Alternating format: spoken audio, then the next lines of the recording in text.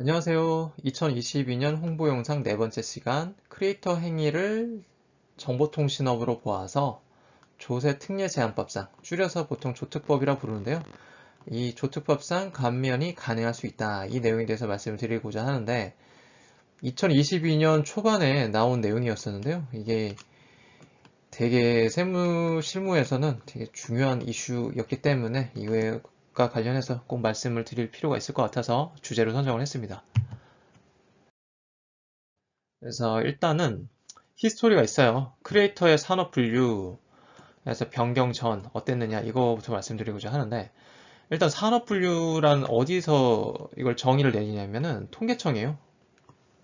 이렇게 통계청에서 산업 분류의 기준을 삼고 있는데 여기에서는 소위 2022년 5월쯤 그때 변경되기 전까지만 해도 이걸 뭐로 바라봤냐, 소위 크리에이터를 어디로 분류할 것이냐 해서 긴데 여기서 색깔 쳐져 있는 거, 색깔이 있는 것만 보시면 될 것 같아요. 보시면은 미디어 콘텐츠 창작자가 플랫폼을 통해서 동영상을 기획, 제작, 송출, 그래서 궁극적으로 수익을 얻는 경우 산업 분류는 보면은 90131 뭐 공연예술가 혹은 비공연예술가 파란색부터 볼게요. 그리고 그 외 기타 오락 관련 서비스업 이런 쪽으로 분류가 된다는 거예요. 그래서 결론부터 말씀드리면 이런 것들은 감면 대상 업종으로 보진 않아요. 이런 공연예술가, 비공연예술가, 오락 관련 서비스업. 법 조문에 명시된 바에 따르면 이런 것들은 감면 업종이 될 수 없는 거거든요. 그나마 여기는 빨간색 있죠. 90290, 뭐 유사 여가 관련 서비스업, 그리고 나아가서 혹시나 모르는 뭐 본질적 산업활동 특성, 이 두 가지 단서를 갖고는 감면이 될 수도 있는데 여기에 해당되시는 분들은 상당히 좀 제한적일 거라고 보여졌거든요. 예, 왜냐면은 파란색부터 설명드릴게요.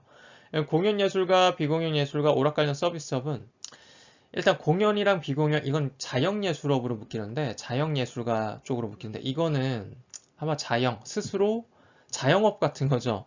자영 자기 혼자 방식으로 자영 예술 행위를 하는 건데 그쪽으로 분류돼서 감면이 안 돼 버리고 얘도 마찬가지예요. 오락 관련 서비스도 결론은 그 감면 대상 업종에 열거가 안 돼 있어요.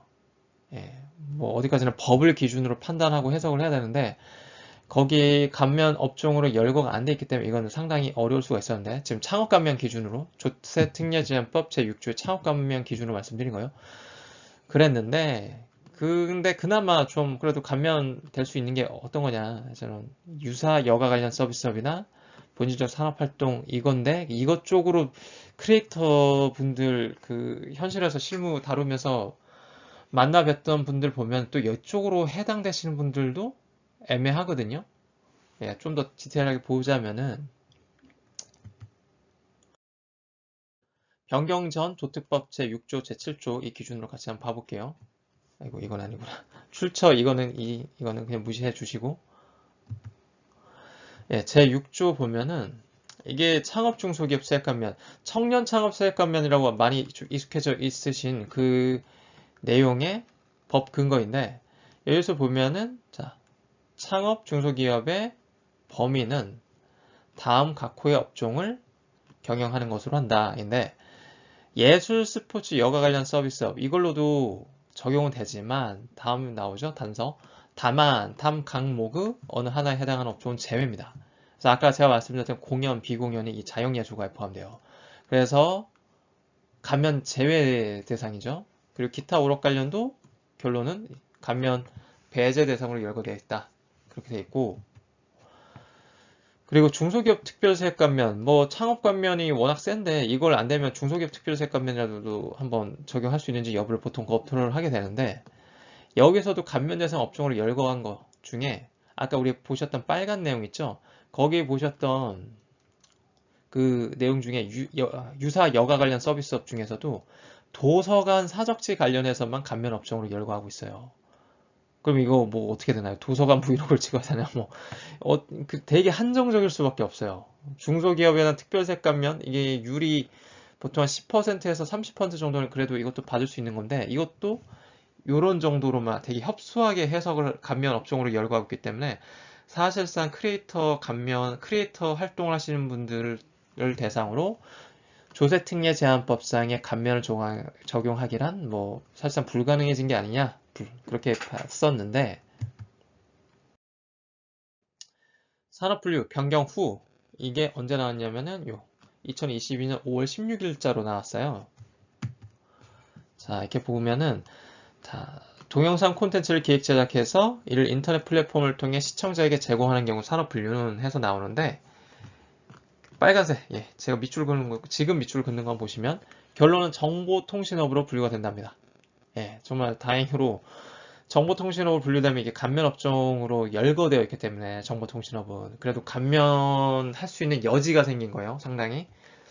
제가 여지라는 표현을 드린 이유는 내가 크리에이터업을 하면 무조건 감면받는다 이게 아니라, 그 감면이라는 건 뭐냐면 내가 낼 세금이 100이 있으면 여차하면 50만 내도 된다, 아니면 정말 여차하면 아무것도 안 내도 된다, 이렇게 해도 될 수 있는 되게 효력이 큰 거예요. 감면 효력이 되게 큰 건데, 그러다 보니까 요건이 까다롭겠죠. 그래서 이 업종을 영위하는 것만으로는 또 안 되고, 여러 가지 연령대라든지 혹은 뭐 수익 금액이라든지 사업종 소재지라든지 검토해서 아니면 기존 사업 이력이라든지 검토할 게 되게 많아요. 그래서 제가 여지라는 표현을 쓴 거예요. 그래서 이런 정보통신업으로 분류되게끔 이제 변경이 됐기 때문에 이런 감면 업종으로 열거되어 있는 정보통신업으로서 우리가 감면을 검토할 수 있는 여지가 생긴 거지, 무조건 된다 이거는 절대 그렇게 생각하시면 안 돼요. 그래서 전문가분께 최종적으로 의뢰와 또 의논하신 다음에 이 감면을 적용할지 여부를 결정하셔야 되는 겁니다. 그래서 다시 돌아오면은 이렇게 기존과는 다르게 정보통신업으로 변경됨에 따라서 이제는 감면 업종으로서 감면 대상의 여지가 생겼다. 그래서 내용 보시면은, 그렇죠? 그래서 창업 중소기업의 범위 해서 정보통신업이 열거돼 있죠. 그래서 이렇게 돼 있고, 또 중소기업 특별세액 감면에서도 영상 제작업 이런 단어가 있는데, 정보통신업이 좀 대분류에 속한다라면 그 밑에 하위로 좀 세분류, 중분류죠. 중분류로 속하는 게 영상 제작업 이쪽이에요. 그 크리에이터 활동도 여기로 분류가 될 수 있기 때문에 이와 관련해서 뭐 창업 감면이 안 된다고 한다면 뭐 아쉽지만 중기 감면이라도 이렇게 받을 수 있는 여지가 생길 수 있다. 이렇게 좀 다행히 좀 많은 분들이 노력하셔갖고 의견 제시도 하셔갖고 뭐 저도 어느 정도 의견 제시를 하긴 했습니다. 그래서 이렇게 좀 변동이 있었고, 결론은 좀 감면의 여지가 생겼기 때문에 크리에이터 분들 입장에서는 좀 감면을 좀 적극적으로 검토해 보실 필요가 있지 않을까 생각이 들어요. 워낙에 이쪽이 비용이 많이 들기보다는 비용이 거의 안 들고, 그 의미는 마진율이 엄청 높다는 의미잖아요. 그러다 보니 마진율에 비례해서 세금이 높을 수밖에 없는 구조의 산업인데, 그래도 이런 감면이 되는 영역이 될 여지가 생겼기 때문에 좀 세액 부담이 다소라도 좀 줄 수 있지 않을까 생각해 봅니다. 네, 들어주셔서 감사합니다.